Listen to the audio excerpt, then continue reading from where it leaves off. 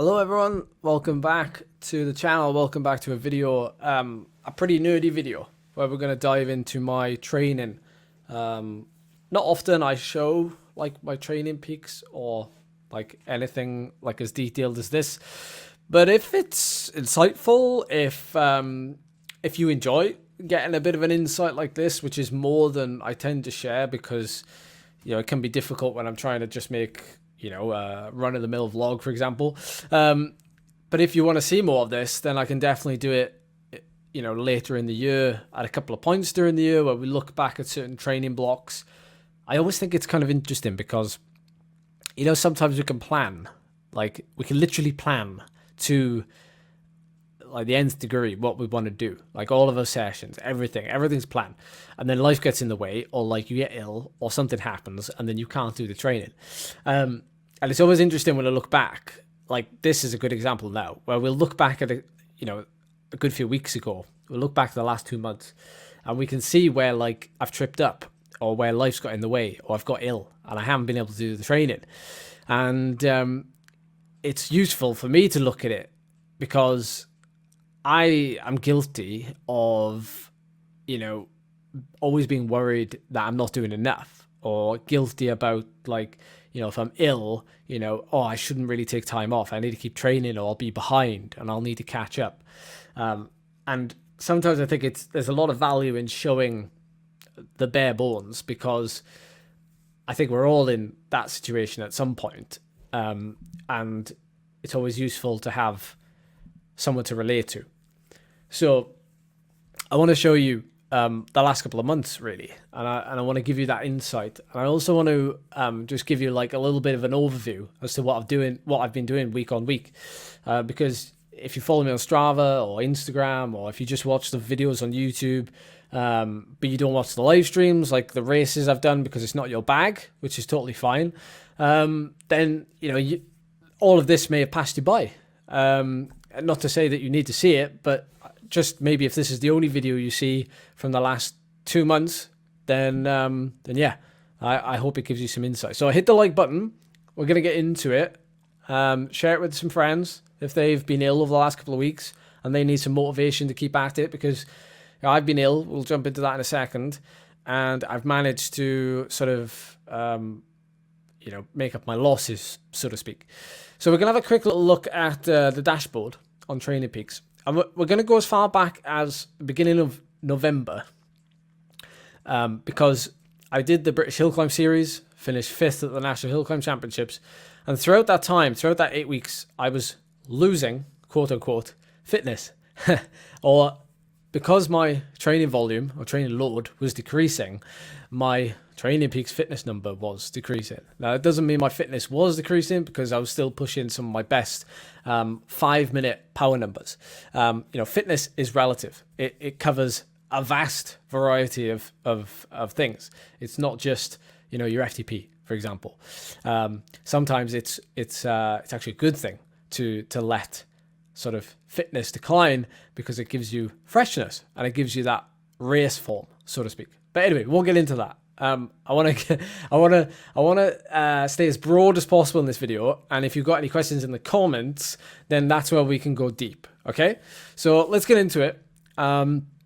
Here we have November, and we have a little transition period. This is a really quick overview of my performance management chart, which I kind of use. I use it often, but I don't use it all the time. I like using it as a bit of an overview. I put in a good block of training right here, and then I get stumped by something, which we'll get into in a second.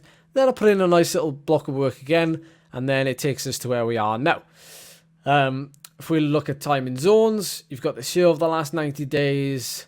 Zone 1, these are obviously your 6 power zones, not, let's say your lactate thresholds, which are, 1, 2, and 3, for example. Although I will touch on that in a little bit. What else do we have here? We have, more time in zones. We have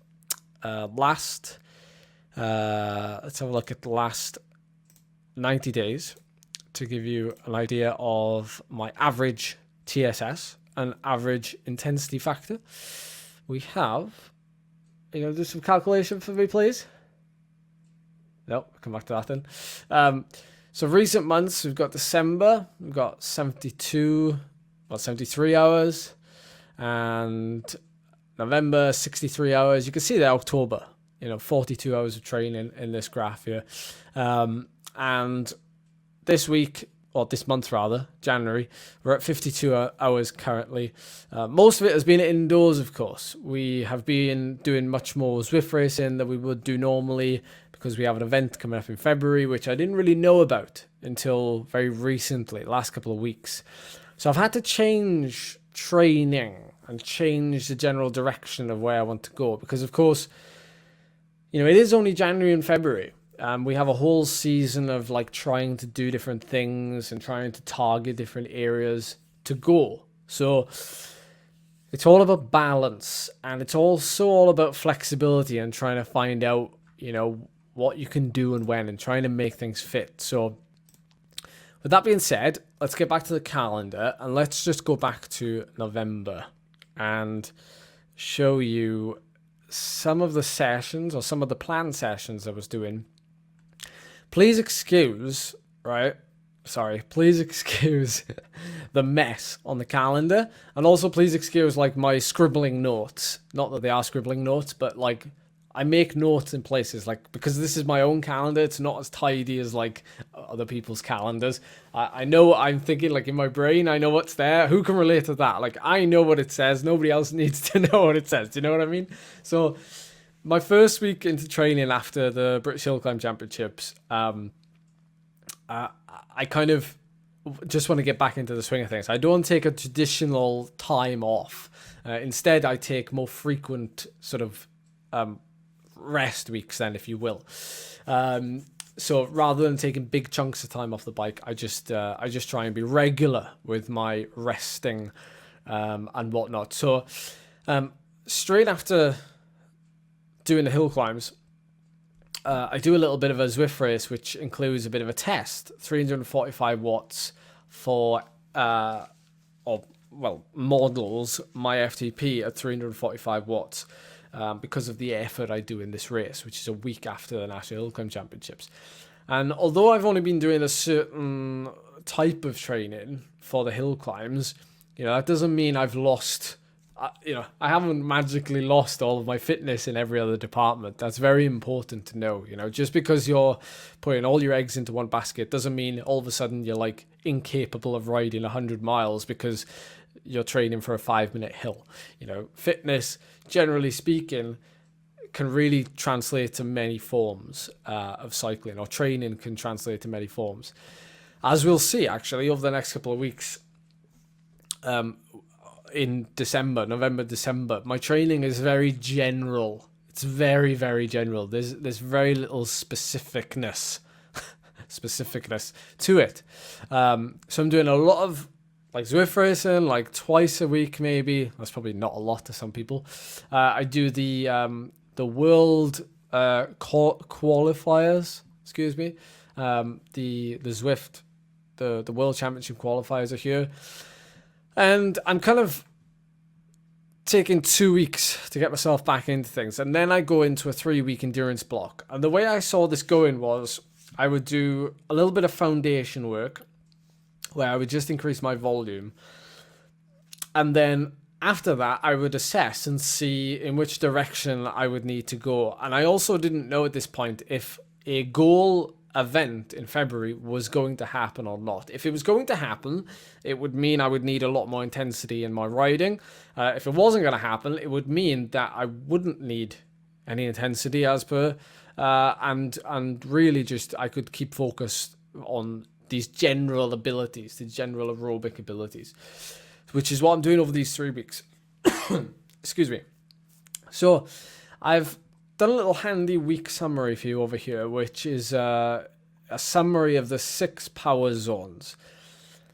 Let's not get amongst the weeds too much, but it's if you've got any questions about, like, for argument's sake, I get a lot of questions about, like, why do I spend so much time in zone 1 of the 6 zone model. But really zone 1 would be LT1. Like that would be below LT1. And for me, probably mid zone 2 is where my LT1 threshold ends or begins. Well, ends. So it's, to me, I've always ridden endurance or aerobic rides or, you know, conditioning to feel. And that would, again, not to go too far down the rabbit hole, that would basically mean I'm riding at about 55% of my FTP for the most part, which is nearly always in zone 1 of the 6 zone model. So that's why you'll often see a lot of time for me in zone 1 in these little week breakdowns, and not as much in zone 2. So volume wise, this is a 20-hour week, 727 TSS. I'm mixing in a little bit of gravel riding. I'm getting into the gym, and I'm doing about 1 or 2 Zwift races a week. Usually one in the middle of the week, which is generally quite a short one, and then on the weekend it's a fairly long one. This was a pretty massive session that I did, mainly for a bit of fun, but it was a 3-hour endurance ride. Then I did this weird race on Zwift, which was 100 kilometers in 2 hours, which is virtually, it basically had me riding at tempo for 2 hours straight, which was actually quite hard because I was, I hadn't done any riding around that for ages, and it was very, very grippy. But I made sure that I had 2 sort of easier days, lighter days after it, and then I pulled out a pretty decent performance, 36 minutes at almost 340 watts at, I think it might have been the first or the second stage of the FRR stage race on Zwift. So I had a little bit of intensity just prior to starting this stage race on Zwift, which lasted about a week. I did a little bit of an endurance test, an efficiency factor test, 200 watts. It just lays down a very simple marker as to like where I'm at that point in time, just so that I've got something there. It's just a steady 200 watt ride, and I take some of the measurements from that, and I just make a note of them so that, say, when I'm in the middle of the season in the summer, I can look back and go like, oh, so this is the difference between, winter and summer, for argument's sake. And then I pull out a load of big efforts. This is a pretty big week, the third and final week of this block, where I do a couple of really decent efforts, 424 watts for 5 minutes, 372 watts for 15, 340 watts for 40 minutes. Remember that one, because we're going to come back to it in a couple of weeks' time. So basically, middle of January. So this is the 1st of December I do this. So virtually a month later. We'll come back to that in a sec. And then I start doing some cyclocross. So this kind of ends my 25-hour week. And then I have some rest, and I decide based on what's happened and how I've responded to those intensities in those races, I decide to take it up a notch. I decide to go full bore into some of the sessions I was doing just a couple of weeks prior, actually, when I was training for the British Hill Climb Championships. And I go straight into some VO2 blocks, but not before I get the sniffles. So my modeled FTP after a bit of rest, but after some of that racing, was at 355 watts. And I bang out that 340 watts for 40 minutes. Again, remember that. I have some rest, and then I come back to it. But I come back to it, and unfortunately, I come down with the sniffles. Now, at first, it's nothing major, but I carry on riding with virtually zero intensity. You can see from the week summary. The next week, it's almost been a week since I had the first onset of symptoms. I'm still riding, but it's only because the symptoms are virtually just in my nose, and that's it. But then the symptoms start to spread a little bit, and I go from like a 3 to like a 5 out of 10. And I'm like, okay, it's 5 out of 10. I've had it for a week, and nothing's changed. So I'm going to cut my losses now and just take 2 days off. So I take 2 days off, and generally what the 2 days of good food, good sleep, good hydration, what they do is they can, for the most part, help you reset pretty quickly. At least they do for me. So I get straight into training straight after it, but I monitor myself very closely. So there's been no intensity now for virtually 2 weeks, which has, okay, it has left me a little bit bummed because, in fact, 3 weeks, because, no, sorry, 2 weeks. I've had my little rest week, so volumes come down, had my rest, and then I have these cold symptoms, which virtually leaves me with no intensity for 2 weeks. And things start to play in your mind. You start to think, I've lost all this time. Like I've just been sort of ticking over to try and get rid of this illness and things.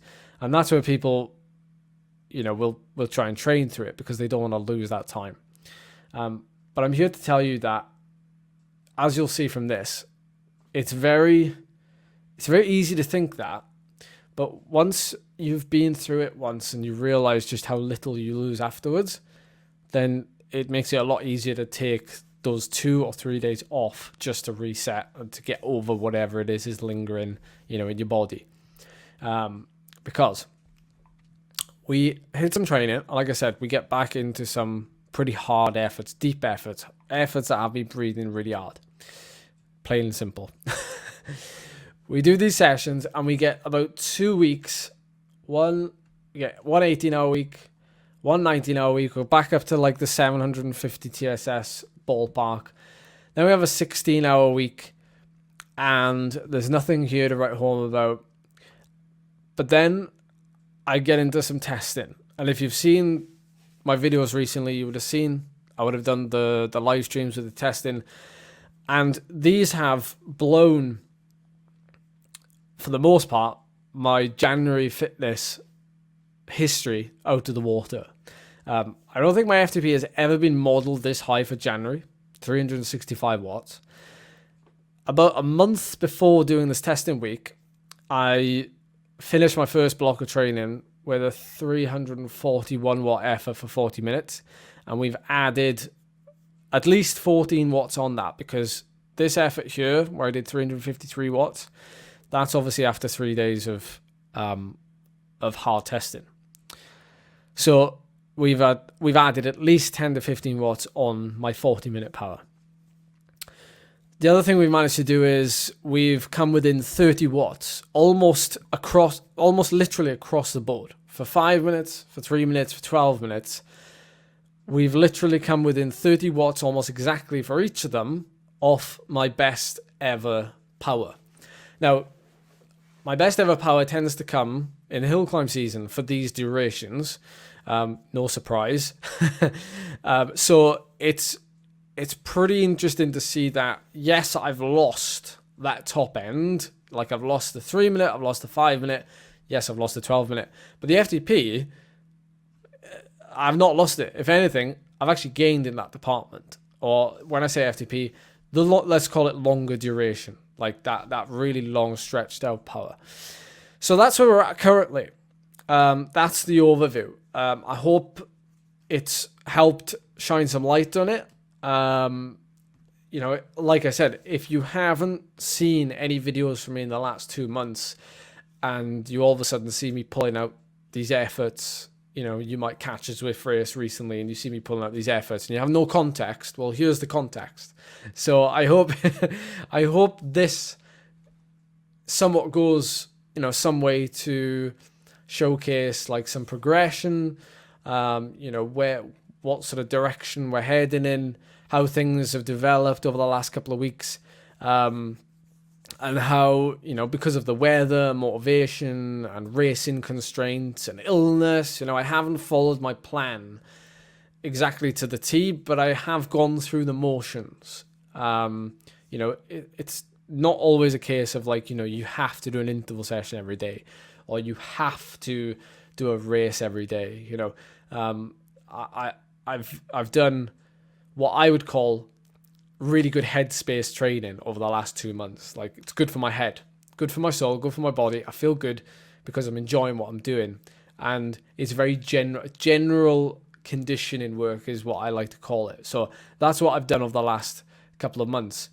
And it's got me to where I am now with a little splash of consistency and obviously the intensity thrown in, which you can see from the week summary. So if you enjoyed that, I really appreciate the thumbs up and thank you for watching, and I will catch you in the comments down below. Thanks everyone. I'll see you next time.